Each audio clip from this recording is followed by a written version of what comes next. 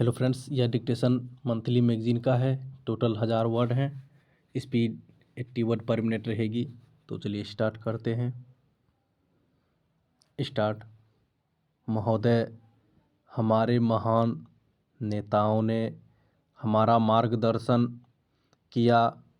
उनके त्याग और बलिदान के कारण, उनके लंबे वर्षों के काम के कारण भारत की शक्ति, भारत की जनता की शक्ति बढ़ी है। आज जब हम और आप यहाँ संग हैं तो हमें कुछ पीछे भी देखना है और कुछ आगे भी देखना है। हमारा देश एक शानदार देश है, लेकिन इसको अभी बहुत दूर जाना है। और अगर हम अपने नेताओं के दिखाए हुए रास्तों पर, अपने नियमों पर डटे रहेंगे, तभी हम इस रास्ते को मजबूती से और तेज़ी से पूरा कर सकते हैं। हमें इस बात से शर्म और दुख है कि बुद्ध, अकबर और गांधी की शानदार परंपराओं के देश में अभी भी हिंसा और दंगे हों।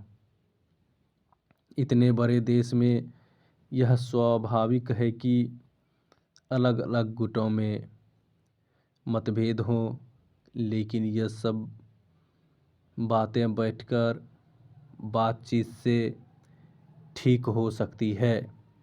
हर एक नागरिक का कर्तव्य है कि वह इसमें सहायता दें, हिंसा को फैलने न दें, दंगे न होने दें। आखिर इसका क्या कारण है? थोड़े से लोग गड़बड़ फैला सकें, जबकि अधिकतर जनता शांति प्रिय है।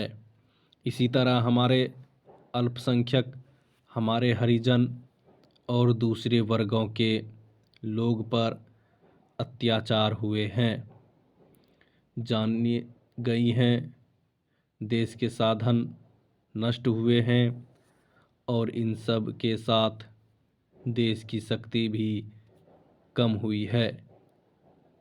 ये बुरी चीज़ें हैं, लेकिन कुछ ऐसी छोटी बातें भी होती हैं, जैसे आपस में संदेह फैलाना, जो अंदर ही अंदर समाज में घुन जैसा काटने लगता है और नष्ट करता है अंदर से। इन सब से देश कमज़ोर होता है। आज हम सबको निर्णय करना है कि ऐसी बातों को हम मानेंगे नहीं। इसमें सरकार का कर्तव्य ज़रूर है, लेकिन उतना ही कर्तव्य राजनीतिक दलों का है, सामाजिक संस्थाओं का है और हमारे भारत के जो नागरिक हैं उनका है।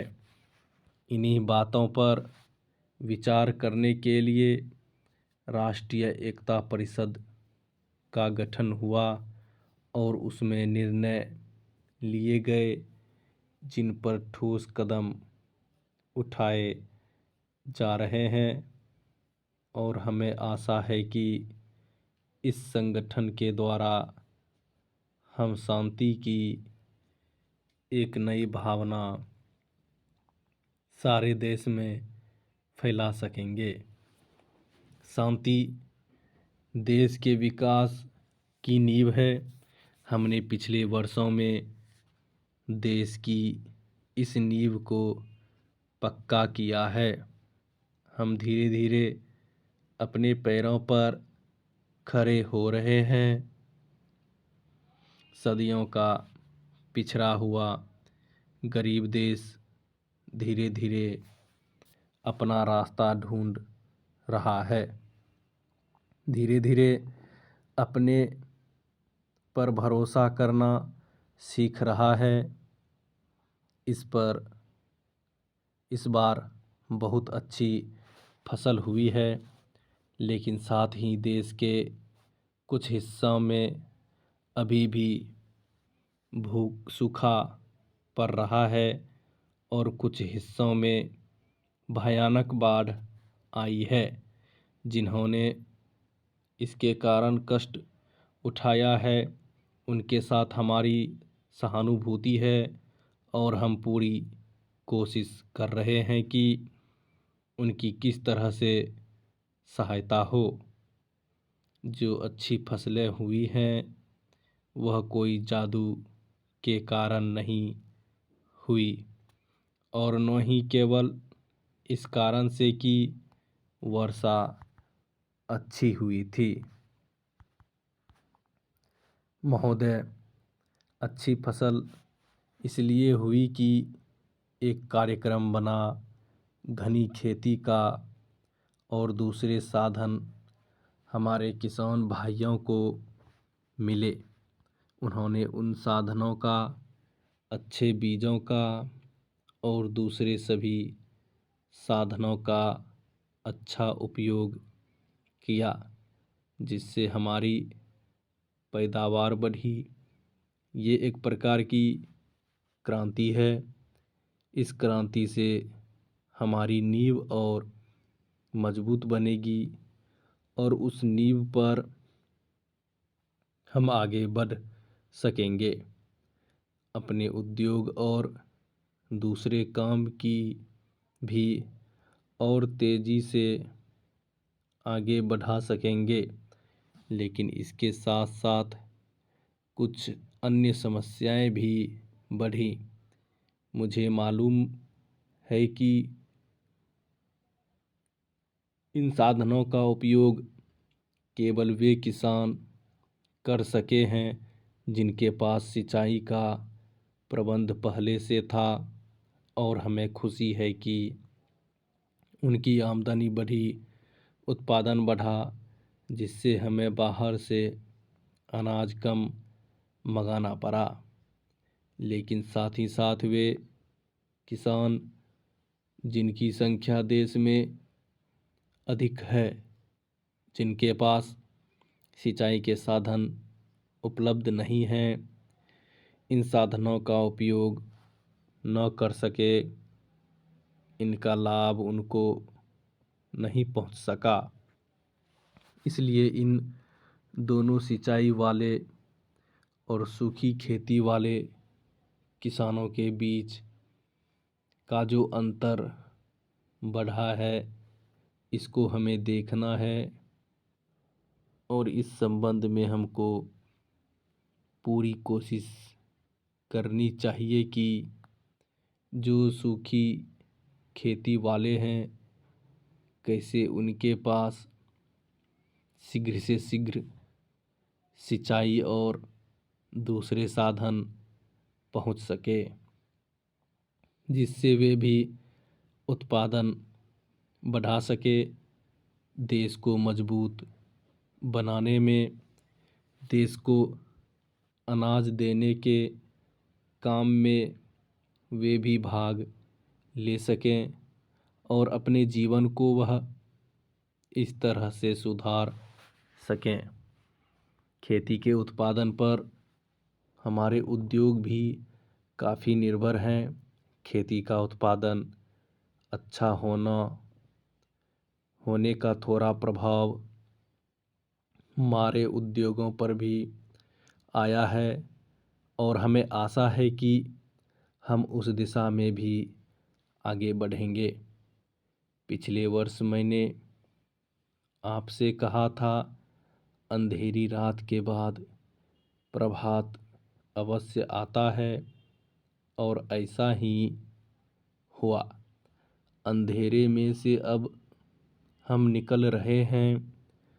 हमारी सब समस्याएं ठीक नहीं हुई, लेकिन हमें उजाला दिख रहा है और अगर हम उसकी तरफ मजबूती से बढ़ते रहें तो एक नया जीवन अपनी जनता के लिए जल्द बना सकेंगे। जैसे जैसे हम बढ़ते हैं वैसे वैसे नई मांगें भी खड़ी होती हैं। आजकल बहुत से गुट और संगठन हैं जिन्होंने अपनी मांगें प्रकट की हैं। उनमें से बहुत सी मांगें ठीक भी हैं, उनको पूरा करना चाहिए। लेकिन हमें यह भी सोचना है, चाहे मजदूर हो, अध्यापक हो या दफ्तर में काम करने वाले हों, कि उनके साथ कुछ संगठन हैं, वे अपनी आवाज़ ज़ोरों से हम तक पहुंचा सकते हैं। लेकिन हमारी लाखों करोड़ों की जनता ऐसी भी है जो इनसे भी ज़्यादा गरीब हैं, जो न पढ़ी लिखी है और न उसने कोई विशेष काम सीखा है। उनकी आवाज़ कौन उठाएगा? जब हम कोई भी आवाज़ सुने तो हमको इस दूसरे लोगों की तरफ भी ध्यान देना है, चाहे संगठित रूप से न पहुंच सके फिर भी उनकी मांगों की तरफ भी हमारा ध्यान उतना ही जाए। स्टॉप।